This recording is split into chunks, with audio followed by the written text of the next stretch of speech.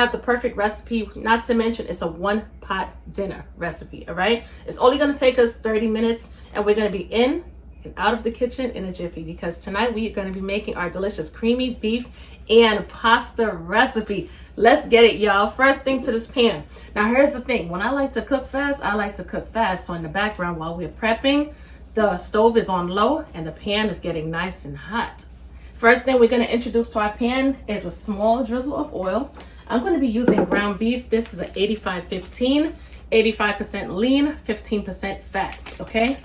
So I'm just adding a small amount of oil to get the party started. Once we're done, we're going to go in with our ground meat chopper. And we're going to cook our meat until it becomes nice and brown and cooked all the way through. This part right here should take about 5 minutes, give or take. Like I said, the pan is nice and hot. Once that happens, we're going to go ahead and season our ground beef with simple ingredients. Because we're using beef with a lesser fat content, as you can see, we don't have much residual oil. Not to mention, I went ahead and added a small drizzle of avocado oil as well, right? Now here's the thing, I like to mention this part because I know everybody uses different types of products. If you're going to be using ground beef with a fattier content, or let's say, you know what, you're not using beef, you may be using ground lamb. It's totally up to you, because this recipe is one of those versatile, universal recipes where you could use whatever you prefer. But nevertheless, like I was saying, every type of meat have like a different fat content. So therefore, if you get a lot of residual oil in the pan, you're going to get in there with a paper towel and you're going to get rid of some of that oil.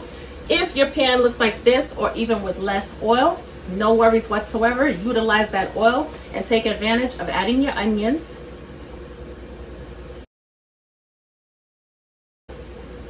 All right, we're gonna allow the onions to cook down until they become slightly softened and translucent. I'm cooking on a medium-high flame. Quick enough to get the job done, but not hot enough to burn it.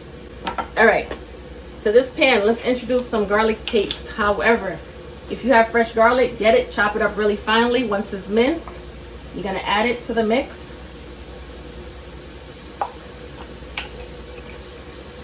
Stir that on up. Make sure the garlic is perfectly distributed throughout the pan. Woo, smells good, it smells good. Let's go ahead with our tomato paste. Now, if you, how many of you guys are like me?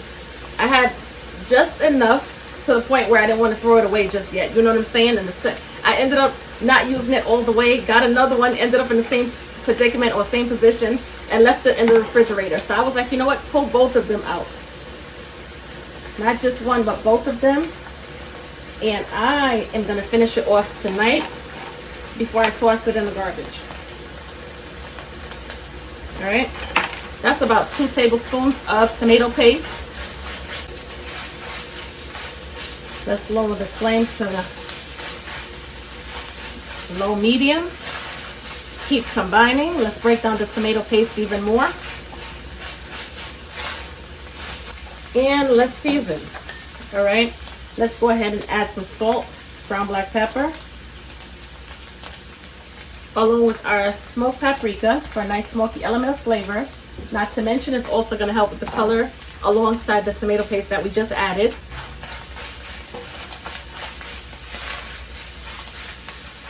Let's add some Worcestershire sauce. The Worcestershire sauce is going to give it a nice umami flavor.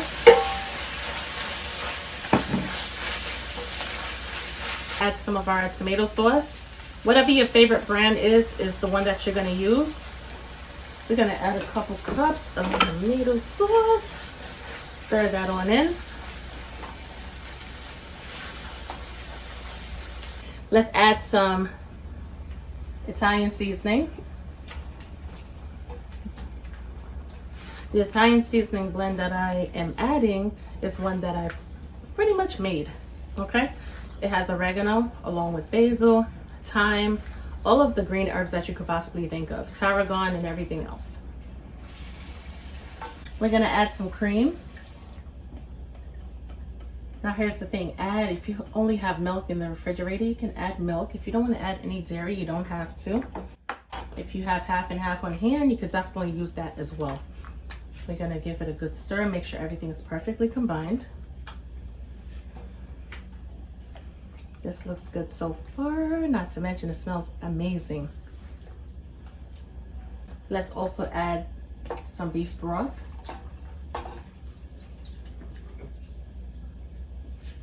If you don't have that beef broth in hand, I don't want you to worry. However, if you do have bouillon on hand, whether it be the bouillon in the jar, like the paste, or bouillon powder, you're gonna get a small amount of bouillon and you're gonna add it to some water.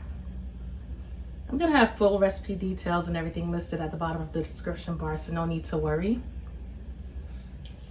And just combine it with the water, and that will work out perfectly fine for the time being until you're able to get your hands on some beef broth, if that's what you want to do.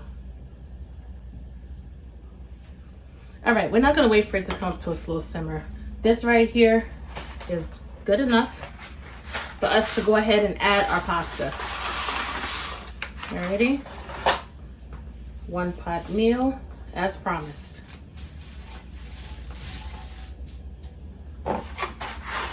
This is 16 ounces of pasta, and that's exactly what we are gonna add. Spread it on out. Make sure nothing is sticking. And press down on the pasta, of course. Once you're finished, you're gonna cover it back down with the lid. And so we are gonna allow it to cook for about 20 minutes, or as recommended, according to the box of pasta.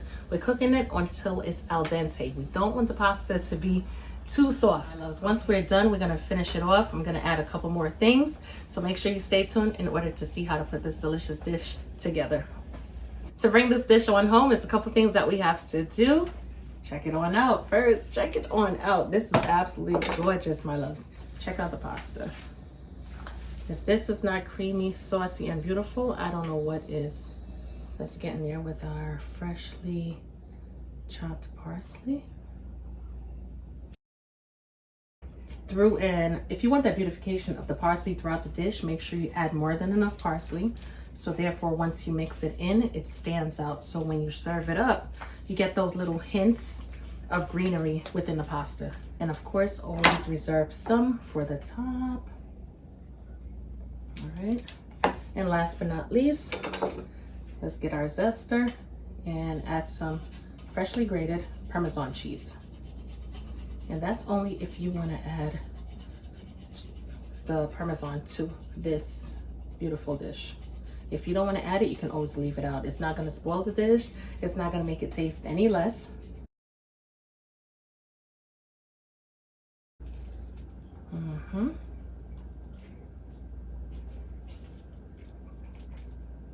This is so good.